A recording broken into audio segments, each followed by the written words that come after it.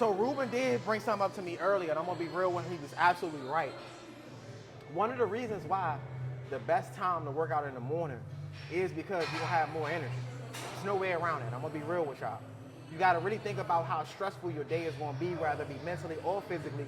You're gonna have to use whatever energy you have left if you're working out in the evening. Because right now, we're working out late. So I definitely feel where you're coming from, Rue, and I'm gonna keep it a buck with you on that. The best time to work out is in the morning. But I always try to get people to understand, if you can't make it in the morning, the best time is the best time you can get in. We gotta keep it real with that too. So scientifically, if you wanna break all that math down, yeah, because you got more energy, it's gonna be a little bit better. But in reality, if you only have the evenings available, you gotta work with what you gotta work with. And then I always say in those scenarios, just make sure you prep the body enough. If it's a scenario, did you eat enough? Did you hydrate enough? Because now you have enough time to make sure that those things are taken to effect. More so than in the morning. If you're somebody like myself, I generally work out fasted if I'm working out in the morning. So I gotta make sure I eat good and hydrate well before the workout, and I gotta make sure I eat good that night, because 9 to 10, I'm not eating in the morning when I work out. I'm gonna be real with y'all. The only thing I'm generally doing is hydrating my body properly.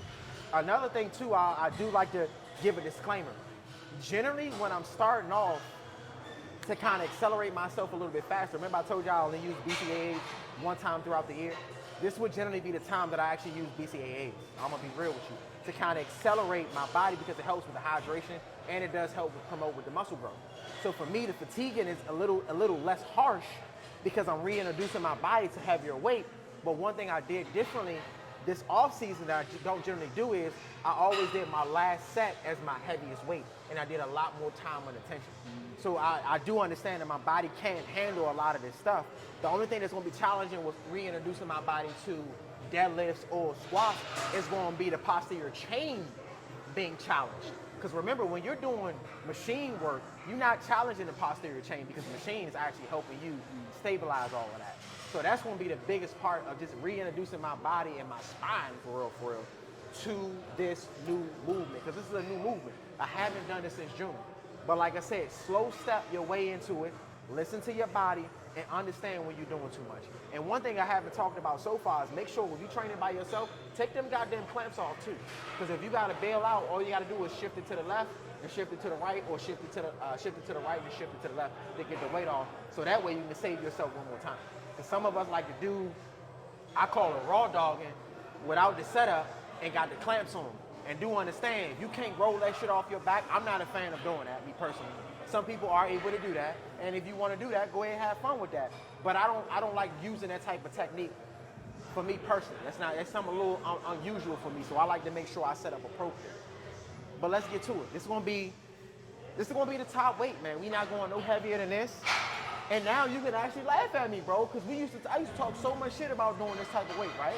But now look at me now, starting all over again. And that's not a problem. And that's why I always say, for me, if you notice, I take a large amount of time to get stronger. That's why I look a lot more defined when it's time to cut. That's why I've been trying to tell you the whole time.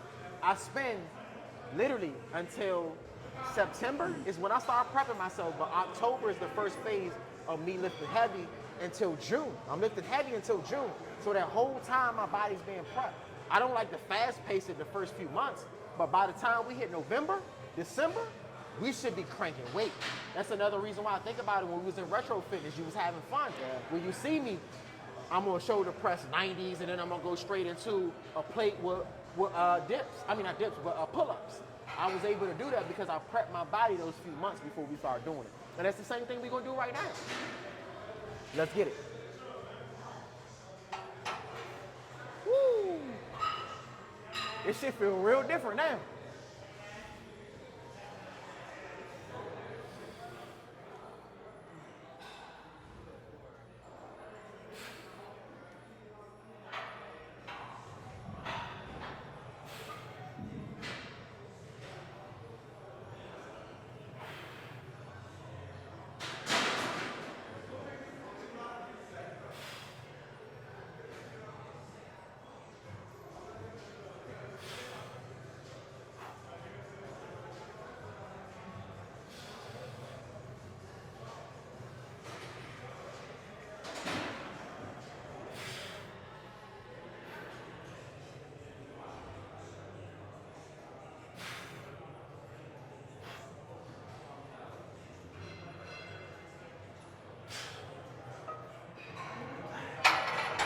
Smooth 10.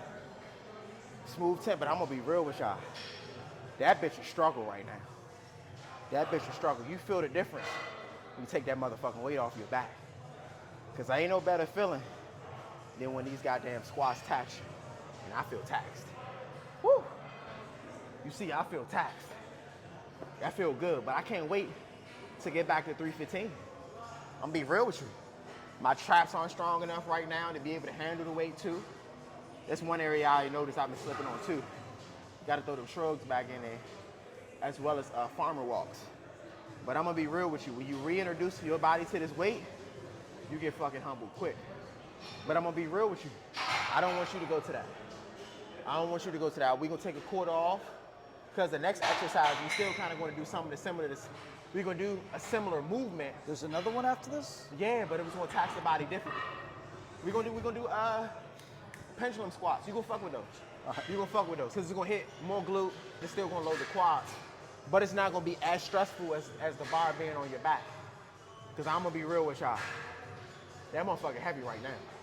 I can't wait to get back to what we get. And then I always say too, when we get to this particular weight, this is when I generally wear a weight belt anyway. So I have that's just me personally. When I can, don't get me wrong, I can move the weight without the weight belt when I prep my body, but me personally, just to make sure the lower back and the spine is safe, I would rather use a weight belt. This is me personally.